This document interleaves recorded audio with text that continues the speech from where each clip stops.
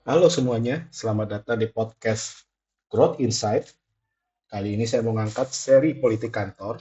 Saya Lion Lim, dan dalam episode pertama ini kita akan membahas sebuah realitas yang sering kali ya tidak diajarkan di sekolah atau di kampus, yaitu politik kantor. Kalau memang boleh saya sebut sebagai hutan corporate. Kenapa saya menyebutnya hutan corporate? Karena dunia kerja itu penuh dengan berbagai jenis makhluk. Ada yang sebagai pemangsa, ada yang bertahan dengan cerdik, ada yang bersembunyi, dan juga pasti ada yang menjadi korban. Nah, teman-teman, kalau kamu baru mulai bekerja atau ingin lebih paham bagaimana dunia kerja ini berjalan, stay tune di podcast kali ini. Oke, di segmen pertama ini kita akan membahas apa itu politik kantor. Nih, kita mulai dari definisinya terlebih dahulu ya teman-teman. Politik kantor adalah sebuah dinamika kekuasaan, pengaruh, dan kepentingan yang terjadi dalam lingkungan kerja. Apakah ini selalu buruk? Tidak juga.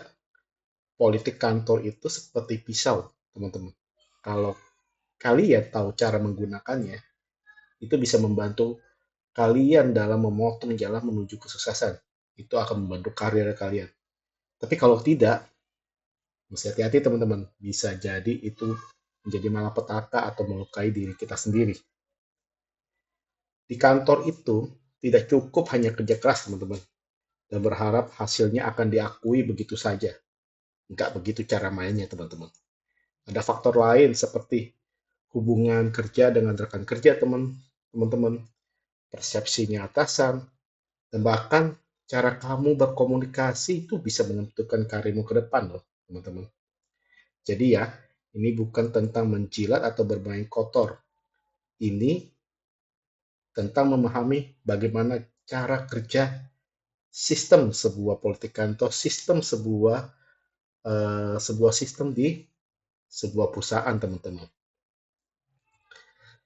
Nah, yuk kita kenali yuk siapa saja pemain politik kantor. Saya akan mengambil ilustrasinya pakai makhluk ya teman-teman di dalam hutan korporat ini. Yang pertama teman-teman, sang alfa, si pemimpin bayangan.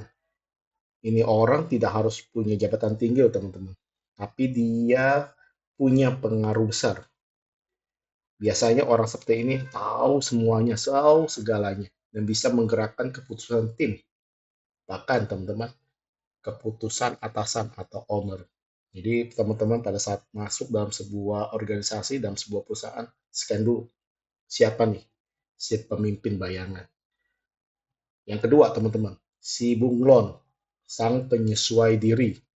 Tipe ini teman-teman pintar membaca situasi. Dia tuh tahu kapan harus bicara, kapan harus diam, dan selalu bisa menempatkan dirinya pada posisi yang menguntungkan. Gitu. Yang ketiga teman-teman, ini si Hugh, sang ambisius dan tidak takut makan orang.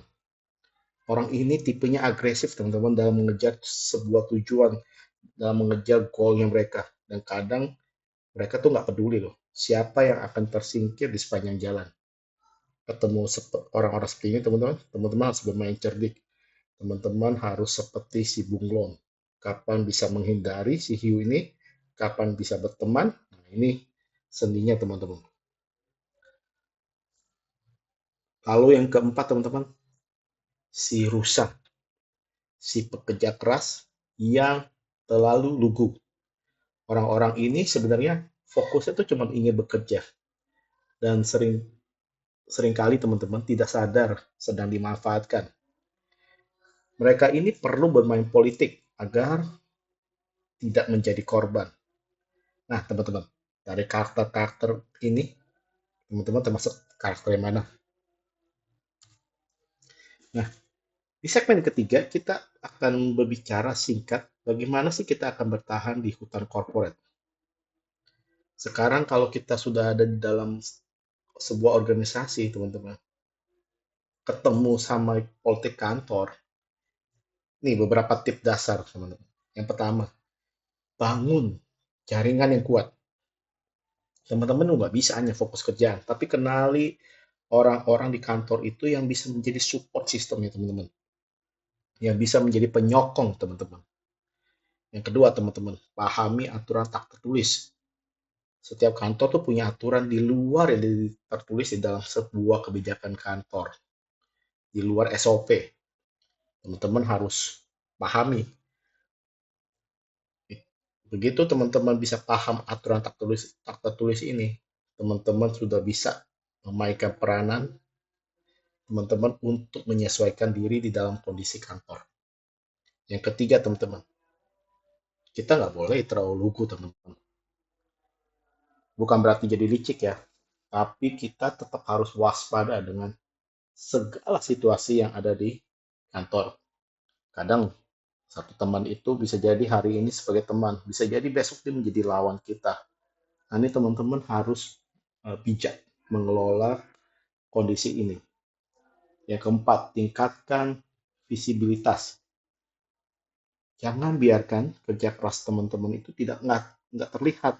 Karena banyak loh orang-orang yang kerja keras, tapi seakan-akan nggak pernah terlihat oleh atasan atau oleh owner. Nah, teman-teman harus pintar untuk meningkatkan visibilitas teman-teman sehingga teman-teman ini bisa atasan teman-teman atau owner itu bisa tahu progres hariannya teman-teman, progres bulanannya, progres tahunan teman-teman tuh para atasan kita bisa mengetahui cara kerjanya kita, hasil kerjanya kita teman-teman. Oke, teman-teman, itulah gambaran awal teman-teman tentang hutan korporat. Politik kantor itu tidak harus selalu kotor, tapi kalau dengan pemahaman dan cara yang tepat, kita bisa menggunakannya untuk membangun karir yang sukses tanpa kita kehilangan integritasnya kita, teman-teman. Oke, teman-teman, sampai di sini podcast kali ini. Jangan lupa follow podcast ini, teman-teman. Bagikan ke teman-teman yang membutuhkan pencerahan tentang dunia kerja. Sampai jumpa di episode berikutnya.